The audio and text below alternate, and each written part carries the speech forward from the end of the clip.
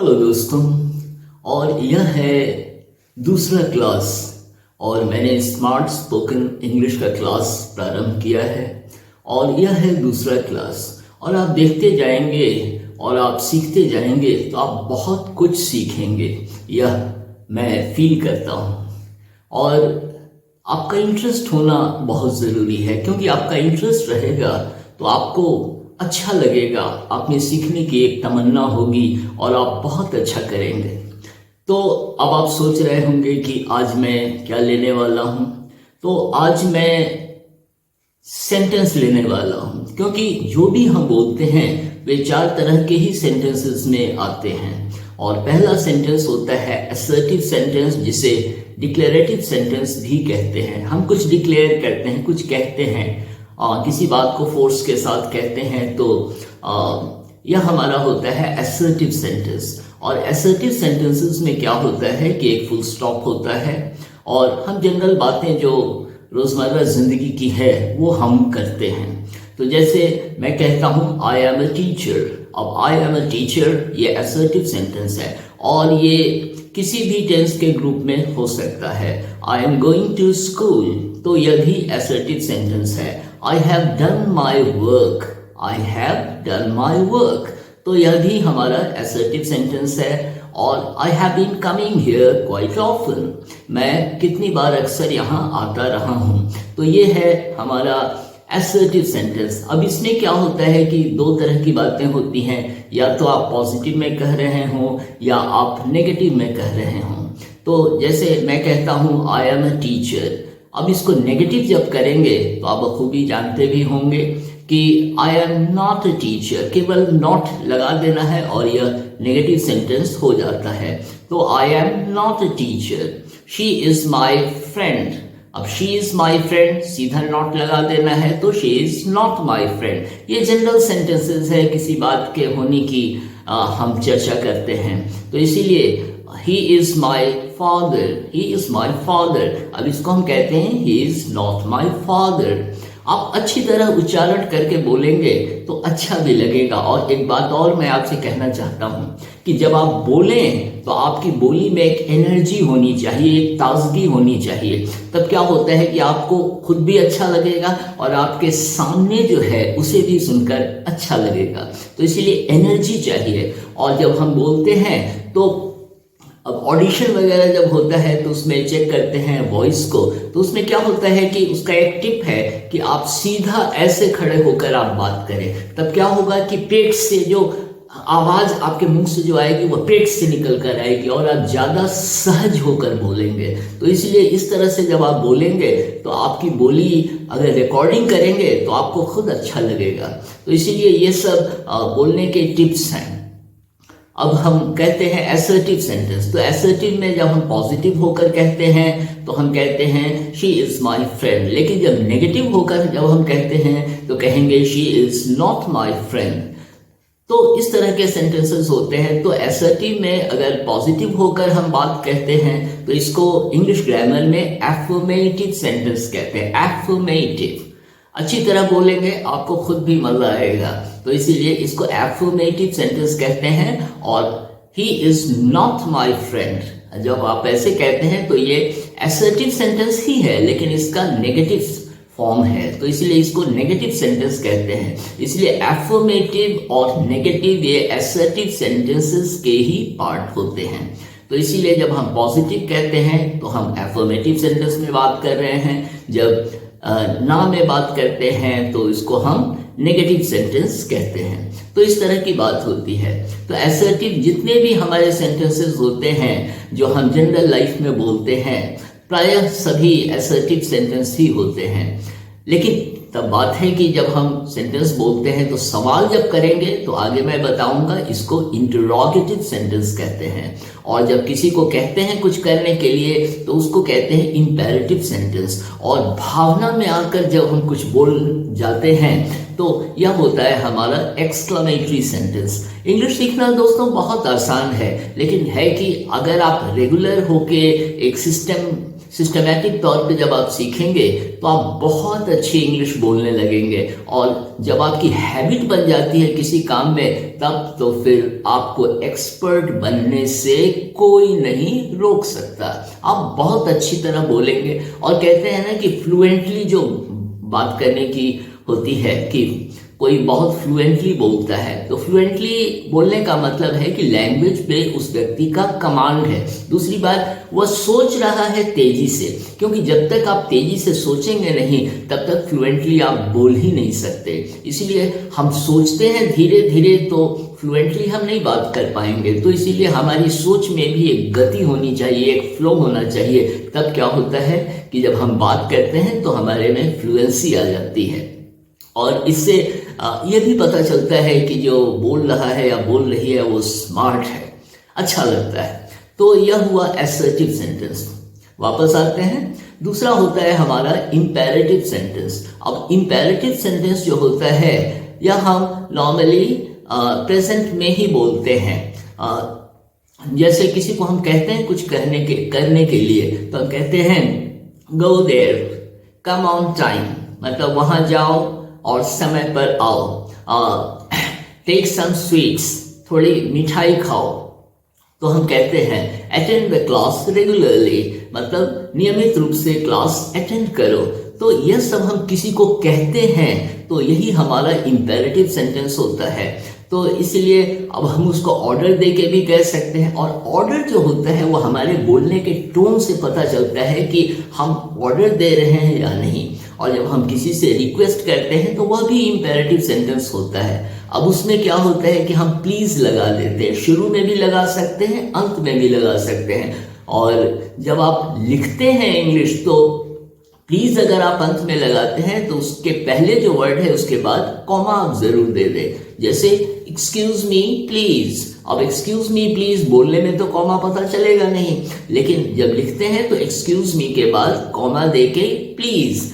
अब इस तरह से हम कहते हैं एक्सक्यूज मी प्लीज। तो यह हमारा हुआ इंपेरेटिव सेंटेंस। तो हम रिक्वेस्ट भी कर सकते हैं, ऑर्डर भी दे सकते हैं, और कोई कामना जब हम करते हैं तो जिसको विश कहते हैं, तो हम वहां भी इंपेरेटिव सेंटेंस का ही हम यूज करते हैं। जैसे एक बड़ा दिलचस्प सेंटेंस है, आप गौर करेंगे, I wish you came tomorrow. अब कितने लड़के लड़कियां हैं उनको नहीं आइडिया है, या कितने थोड़ा पढ़ाते भी हैं तो वो चकरा जाते हैं, कहते हैं कि I wish you came tomorrow. Wish तो प्रेजेंट में है, टुमारो फ्यूचर में है, लेकिन मैं आपको उसकी हिंदी बताता हूं तो आप बहुत अच्छी तरह समझ जाएंगे। जैसे काश आप कल आते, तो आई विश यू केम, आते, केम उसके लिए है, लेकिन कल की बात है तो ये टुमारो होगा। तो इसीलिए I wish you came tomorrow. तो इस तरह के सेंटेंस स्ट्रक्चर्स आप ध्यान में रखेंगे, तभी आप बहुत अच्छी इंग्लिश बोल पाएंगे। और क्या होता है ना कि जब आप बोलते हैं तो जितना सेंटेंस स्ट्रक्चर्स का आपको नॉलेज है तो आप बहुत अच्छा बोल सकते हैं। सेंटेंस स्ट्रक्चर्स का नॉलेज होना बहुत ज़रूरी है। और दोस्तों, मैं एक बुक भी लिख रहा हूँ इंग्लिश लैंग्वेज पर कि कैसे आप कितना अच्छा कमांड कर सकते हैं। उसका मैं डिस्क्रिप्शन अगले वीडियो में दूंगा, मैं बनाऊंगा और उस बुक के विषय में भी आपको बताऊंगा। और मेरी यह इच्छा जरूर रहती है कि मैं जो भी दूं क्वालिटी दूं, और उस पर मैं मेहनत करता हूं। इसीलिए, और मेहनत का फल आप तो जानते ही हैं, मीठा होता है ना। तो इस तरह की बात होती है।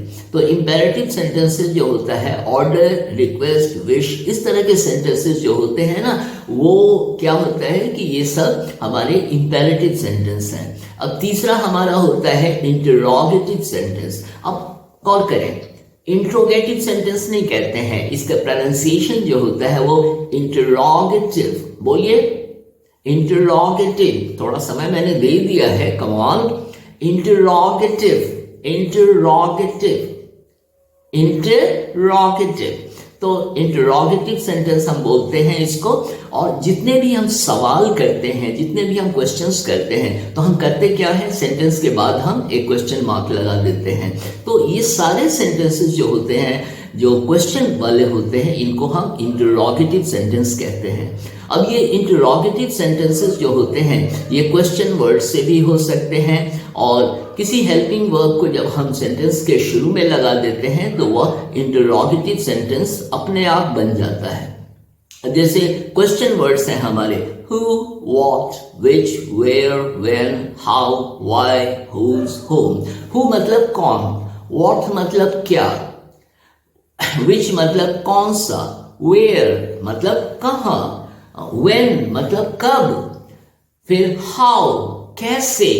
अब उसके साथ हम लगा सकते हैं हाउ मच मतलब कितना, जिसको हम नहीं गिन सकते हैं उसके लिए हम हाउ मच लगाते हैं। और फिर होता है हाउ मैनी, तो हाउ मैनी मतलब होता है कितने, मतलब वह संख्या होती है जिसको आप गिन सकते हैं। जैसे हाउ मैनी बॉयज आप कहते हैं, लड़कों को आप गिन सकते हैं तो इसलिए हम कहते हैं हाउ मैनी बॉयज। लेकिन जब हम कहते हैं हाउ मच मिल्क, अब मिल्क को तो हम काउंट नहीं कर सकते, दूध को तो हम काउंट नहीं कर सकते, हाँ दूध की बॉटल को काउंट कर सकते हैं।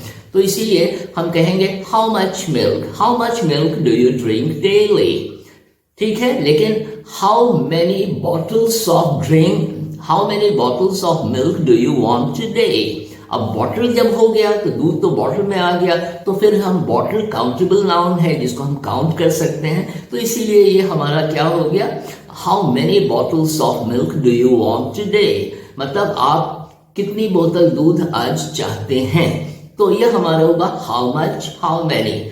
और how many girls, how many boys, how many classes, तो इस तरह से जिसको आप काउंट कर सकते हैं इसको हम कह सकते हैं हाउ मच या हाउ मैनी। जिसको नहीं काउंट कर सकते उसके लिए हाउ मच, और जिसको काउंट कर सकते हैं उसके लिए हाउ मैनी। तो इस तरह से हम कहते हैं। अब हाउ को आप दूसरे शब्द से भी आप जोड़कर लगा सकते हैं, जैसे हाउ फार मतलब कितनी दूर, यहाँ पे हाउ फार का मतलब कितनी दूर, हाउ लॉन्ग कितना लंबा, और हम कहते हैं हाउ स्मॉल कितना छोटा, हाउ बिग कितना बड़ा। तो इस तरह से आप हाउ का यूज आप कर सकते हैं। हाउ मच, हाउ मैनी, और उसके बाद how far, how long, how tall. और टॉल जो होता है दोस्तों मैं आपको बताना चाहूंगा, टॉल जो होता है ऐसे, ऊंचाई ऐसे जब होती है तब हम कहते हैं हाउ टॉल, लेकिन लंबाई जब ऐसे होती है तो उसको हम कहते हैं हाउ लॉन्ग। ये सब बेसिक बातें हैं जो आपको जानना चाहिए, आप जानते हैं बहुत अच्छी बात है। तो इसलिए, और हुज मतलब किसका, तो इसलिए हुज का मतलब किसका, जब क्वेश्चन करेंगे तो हुज का मतलब किसका हो जाएगा, लेकिन जब क्वेश्चन नहीं होता है तो उसमें भी हम हुज का यूज करते हैं। जैसे I don't know whose book this is, मतलब मुझे नहीं मालूम यह किसकी किताब है। तो यहाँ इसका मतलब हो गया किसकी, क्वेश्चन के रूप में नहीं बल्कि एक सेंटेंस का फॉर्म जो बनता है बस उसी में, assertive sentence. I don't know whose book this is, मतलब मुझे नहीं मालूम यह किसकी किताब है। उसी तरह हाउ के साथ, आई don't know how far is Delhi from here, मुझे नहीं मालूम कि दिल्ली यहाँ से कितनी दूर है। तो इस तरह से हम यूज करते हैं। उसके बाद होता है हुज, हाउ, व्हाट मतलब क्या, I don't know what to do. अब व्हाट यहाँ क्या है, लेकिन क्या है कि यह क्वेश्चन नहीं कर रहा है बल्कि एक असर्टिव सेंटेंस ही है और इसमें हम व्हाट का यूज कर रहे हैं। तो इस तरह के वर्ड्स हमारे क्वेश्चन वर्ड्स हैं। एक आता है whom मतलब किसको। अब ये डिपेंड करता है कि आप सेंटेंस कौन सा बोलते हैं, क्योंकि इसका मीनिंग बदलता भी है। तो इसलिए whom do you know here, तुम यहाँ किसे जानते हो, या तुम यहाँ किसको जानते हो। तो whom do you know here, I don't know whom you met yesterday, मुझे नहीं मालूम तुम कल किससे मिले।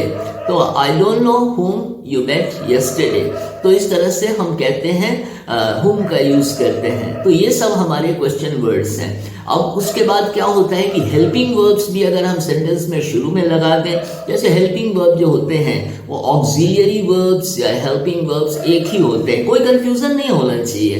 तो इसीलिए जब हम हेल्पिंग वर्ब्स की बात करते हैं, जैसे I am a student, I am a student, आप स्टूडेंट नहीं कहते, स्टूडेंट बोलिए, स्टूडेंट, आपको मैंने समय दिया ना, स्टूडेंट, हाँ मजा भी आना चाहिए। आप क्लास कर रहे हैं, मैं क्लास ले रहा हूं और आनंद आना चाहिए। एक रिफ्रेशिंग एक्सपीरियंस होना चाहिए। तो इसीलिए जब हम कहते हैं आई एम अ स्टूडेंट, अब एम को हम पहले लगा देते हैं तो क्या हो जाएगा, am I a student, am I a student, she is my girlfriend, girlfriend, या ही इज माई बॉयफ्रेंड। ये यंग एज में सब कुछ होता है, मस्ती होनी चाहिए, बस सही रास्ते पे इंसान को चलने की जरूरत है, फिर कुछ भी नहीं होता है। जीवन को एंजॉय भी करना चाहिए, क्यों करना चाहिए ना। तो इसीलिए शी इज माई गर्लफ्रेंड, तो हम इसको कहेंगे is she my girlfriend, he is my boyfriend. कोई लड़की कहती है तो इज ही माई बॉयफ्रेंड। तो इस तरह से हम क्वेश्चन जब करते हैं तो am, is, are, can, could, should, would, ये सब जब हम शुरू में लगा देते हैं तो सेंटेंस हमारा क्वेश्चन बन जाता है। तो इसीलिए जब हम कहेंगे क्या तुम वहां जाना चाहते हो, तो हम कहेंगे do you want to go there. अब ये डू, डज, डिड, विल, ये सब का यूज होता है, मैं आगे के क्लासेस में फिर बताता चलूंगा। तो ये हमारा होता है क्वेश्चन जब हम करते हैं। तो मैं आज के क्लास में, अभी के सेशन में ये सेंटेंस बता रहा हूं, तो सेंटेंस पे मैं फोकस करूंगा और आप ध्यान देंगे और इत्मीनान से आप सीखें, कोई हड़बड़ी नहीं है।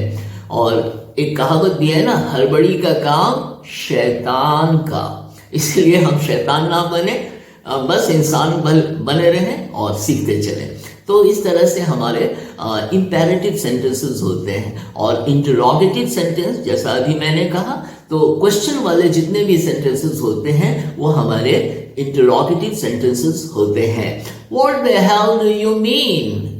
अब ये सब जब तक आप फ्लुएंट नहीं होंगे, आपका कमांड अच्छा इंग्लिश पे नहीं होगा, तब तक ये सब सेंटेंस आपके मुंह से शायद नहीं निकलेगा। What the hell do you mean मतलब झल्ला कर कोई कह रहा है, तुम्हारे कहने का मतलब क्या है, what the hell do you mean. तो इस तरह से हम कहते हैं वेयर वर यू यस्टरडे, कल आप कहाँ थे, वेयर वर यू यस्टरडे। ये WERE जो होता है ना, ये वेयर नहीं होता है, ये वो होता है। बोलिए वो बोल लीजिए, कोई बात नहीं है, कोई हिचक नहीं होनी चाहिए। वो बोलिए वो, तो इसको हम WERE को वो कहते हैं। और आर का प्रोनाउंसिएशन भी इसमें साइलेंट हो जाता है, वो। आगे के क्लासेस में मैं बताऊंगा कि आर का प्रोनाउंसिएशन जो है, अमेरिकन्स जो इंग्लिश बोलते हैं, वो भी इंग्लिश बोलते हैं, तो वो आर को साइलेंट कभी नहीं करते हैं। वो आर अगर होगा तो आर को भी प्रोनाउंस करेंगे, जैसे वो कहेंगे वर वर वर। तो इसीलिए एक ब्रिटिश जो है वो कहेगा दे वर गोइंग, क्योंकि आर साइलेंट है। लेकिन अमेरिकन है, वो यदि बोलेगा तो कहेगा दे were going, they were going. मजा आ रहा है ना। तो इसी तरह से हमारा क्लास होना चाहिए, इंटरेस्टिंग होना चाहिए। बोरिंग होता है तो दोस्तों मजा नहीं आता, और मुझे भी मजा नहीं आता क्लास लेने में यदि मैं अच्छे मूड में ना रहूं। लेकिन जब मैं अच्छे मूड में नहीं रहता हूं तो मैं अपने आप को अच्छे मूड में लाने की कोशिश करता हूं और ऊपर वाले से प्रार्थना करता हूं कि मुझे अच्छे मूड में ला दीजिए। तो इस तरह से फिर आशीर्वाद मिल जाता है और फिर मैं क्लास लेने लगता हूं। तो हमारा ये हुआ इंटरोगेटिव सेंटेंस। उसके बाद है हमारा चौथा सेंटेंस होता है एक्सक्लामेटरी सेंटेंस। एक्सक्लामेटरी सेंटेंस, तो अब क्या होता है कि इसमें हम भावना के साथ कुछ बात कहते हैं। यह दुख का भी हो सकता है, सुख का भी हो सकता है, परेशानी में भी आप बोल सकते हैं। मतलब एक फीलिंग्स होनी चाहिए, अचानक में जो आप फील करने लगते हैं, तो ये हमारे होते हैं एक्सक्लामेटरी सेंटेंस। अब कहते हैं alas we have lost the match. अब ये एलास अब गया कैलाश, अब वो जमाना नहीं है। एलास बहुत पुरानी इंग्लिश है और वो शेक्सपियर, वर्ड्सवर्थ इस सब के जमाने में ज्यादा चलती थी। शेक्सपियर को कहें तो उस समय वो सब चलती थी, लेकिन अब जो है वो सब नहीं चलता है। अब तो सिंपल इंग्लिश भी बहुत सिंपल होती जा रही है भाषा। तो हम कहते हैं oh god we lost the match, oh god. तो हमारा बॉडी लैंग्वेज भी चलना चाहिए, केवल ऐसे फ्लैट होकर बोलने से काम नहीं चलेगा। Oh god we have lost the match, अरे कम ऑन।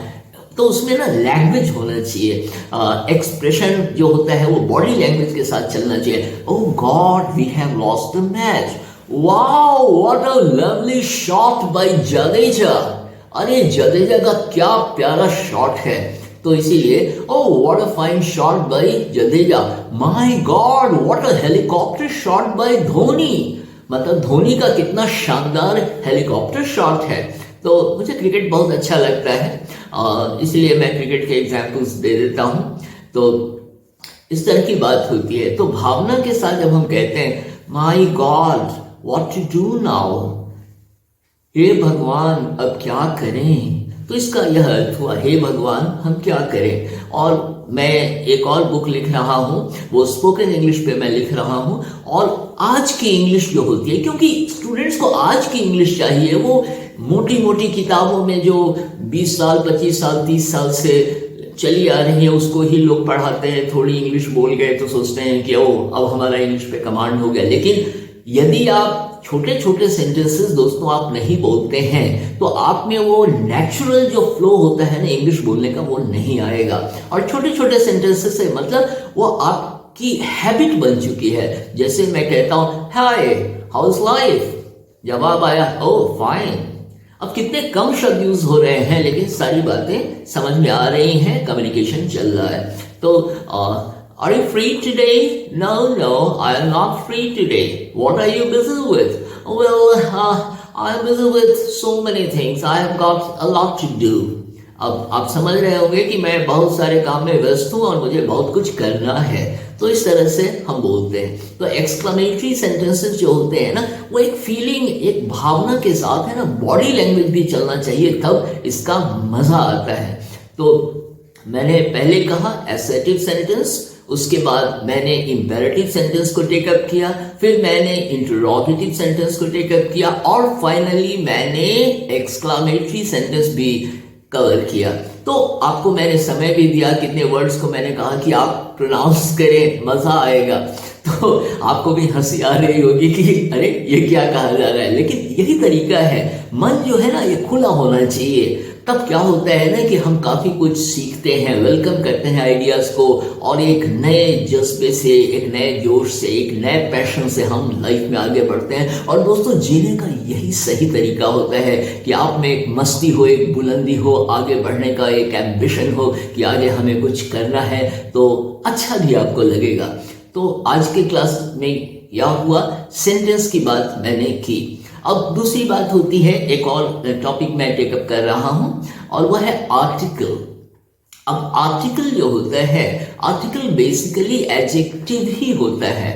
और कितने लोगों को से जब आप पूछेंगे जो तथा कथित अच्छे जानकार इंग्लिश के, मैं थोड़ा कमेंट भी कर रहा हूं, तो वो क्या होता है ना कि वो कहेंगे आर्टिकल मतलब द ए एन। आप पूछे आर्टिकल क्या होता है, तो नहीं, आर्टिकल मतलब द ए एन। अरे भाई आर्टिकल क्या होता है, मुझसे कोई पूछा तो मैंने भी अध्ययन किया है, पढ़ाई की है और तब कॉन्फिडेंस आया है। तो इसीलिए आर्टिकल जो होता है ये एडजेक्टिव ही होता है। अब आप सोच रहे होंगे कि एडजेक्टिव कैसे होता है, तो आर्टिकल बिना नाउन के आप यूज कर सकते हैं? आप नहीं यूज कर सकते हैं। A boy is coming, boy noun हुआ, उसके साथ ए लग रहा है, तो इसलिए ए भी आप कह सकते हैं, अ भी कह सकते हैं। एकदम क्लियर रहिए, लैंग्वेज जब सीख रहे हैं तो एकदम क्लियर रहना चाहिए। ए भी कहते हैं, अ भी कहते हैं। कितनी बार है ना ये कंफ्यूजन होता है कि इसको हम ए कहें या अ कहें, दोनों सही है। तो a boy is coming, the girl in the street is my classmate. The girl, अब गर्ल के साथ आपने द लगाया तो क्या हुआ, एडजेक्टिव का फंक्शन क्या होता है, नाउन के बारे में बताना। तो उसके पहले वो द आप लगा रहे हैं तो वो एडजेक्टिव ही है, एक तरह का ये एडजेक्टिव है। तो बेसिकली क्या होता है, आर्टिकल एडजेक्टिव ही होता है, क्योंकि बिना नाउन के यूज हो ही नहीं सकता है। तो इसीलिए और नाउन के बारे में कौन बताता है, तो आगे के क्लासेस में बताऊंगा जब मैं पार्ट्स ऑफ स्पीच टेकअप करूंगा। और आप जानते भी होंगे कि adjective is the word that qualifies a noun और अ प्रोनाउन। जो संज्ञा या सर्वनाम की विशेषता बताता है उसे विशेषण कहते हैं। खैर ये तो हिंदी का माध्यम हो गया। तो इसीलिए जो आर्टिकल्स जो होते हैं ये एडजेक्टिव्स ही होते हैं, एक स्पेशल फॉर्म ऑफ एडजेक्टिव हम कह सकते हैं। अब इसमें क्या होता है, ये THE, अब THE को हम द भी कह सकते हैं, दी भी कह सकते हैं, दोनों आप कह सकते हैं। द हम कब कहेंगे, तो द के बाद कोई वर्ड जो हम यूज करते हैं उसका अगर पहला लेटर अगर कॉन्सोनेंट है, कॉन्सोनेंट मतलब wow alphabet minus vowel, vowel को हटा दीजिए तो सारे लेटर्स कॉन्सोनेंट हो जाते हैं। तो इसीलिए the man is coming, a man का पहला लेटर एम है, एम हमारा कॉन्सोनेंट है, तो इसीलिए हम द मैन कहेंगे, तो इसीलिए द मैन इज कमिंग।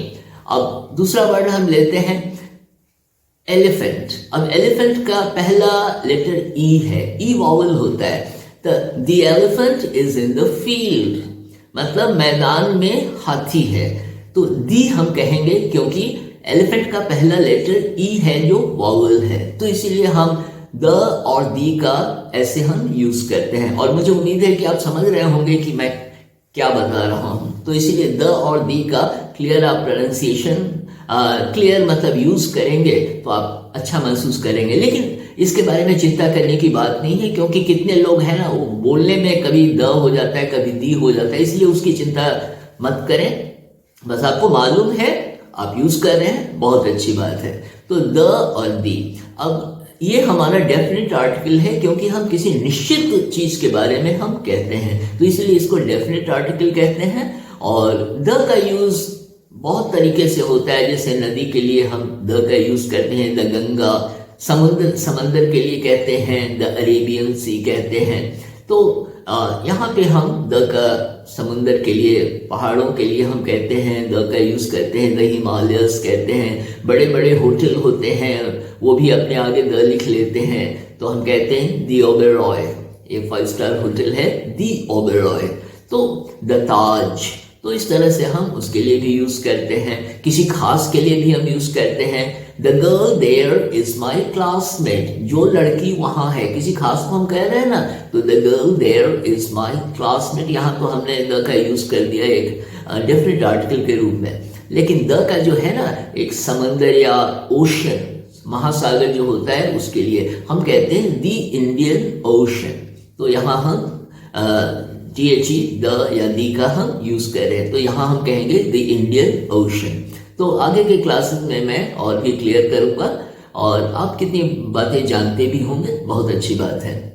अब ए और एन, तो ए का जो यूज होता है एक चीज के लिए होता है और एन भी एक ही चीज के लिए होता है। तो एन का यूज हम किसी वर्ड का जो पहला लेटर अगर वावल है, वावल AEIOU, तो वावल है तो हम एन कहते हैं, और अगर कॉन्सोनेंट है तो हम ए कहते हैं।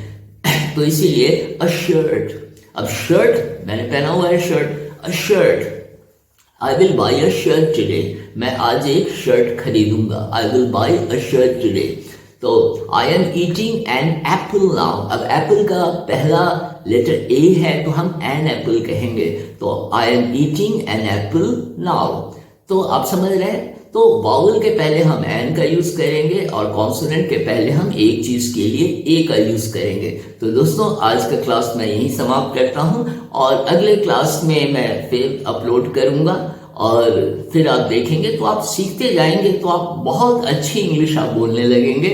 और आगे मैं आपको ट्रिक्स कह ले या टिप्स बताऊंगा कि आप अकेले भी काफी कुछ प्रैक्टिस करके इंग्लिश बोल सकते हैं, इसके लिए किसी के होने की जरूरत भी नहीं है। हाँ, मिल जाए फ्रेंड्स, बहुत अच्छी बात है, जिसका मूड हो आपसे इंग्लिश में बात करने का, क्योंकि बात करने से ही बात बनती है। तो दोस्तों अभी के लिए इतना ही, थैंक यू वेरी मच, और फिर दूसरे क्लास में हम फिर मिलेंगे फिर एक नए टॉपिक के साथ, और वह टॉपिक जो होगा parts of speech. Parts of speech के बारे में मैं क्लियर करता रहूंगा, वो थोड़ा लंबा होता है क्योंकि there are 8 parts of speech और उसमें सबको बारी बारी से मैं आपको बताऊंगा। तो इसीलिए मैं आपको एक्स्ट्रा भी काफी कुछ बताऊंगा जो कितने क्लासेस में लोग नहीं बताते हैं या नहीं जानते हैं, इसलिए नहीं बता पाते हैं, या मैं कुछ नहीं कह सकता। लेकिन तब अगले क्लास में मैं टेंस को टेकअप करूंगा और इस वीडियो को आप देख रहे हैं। थैंक यू वेरी मच, और फिर आपसे मुलाकात होगी। Thank you.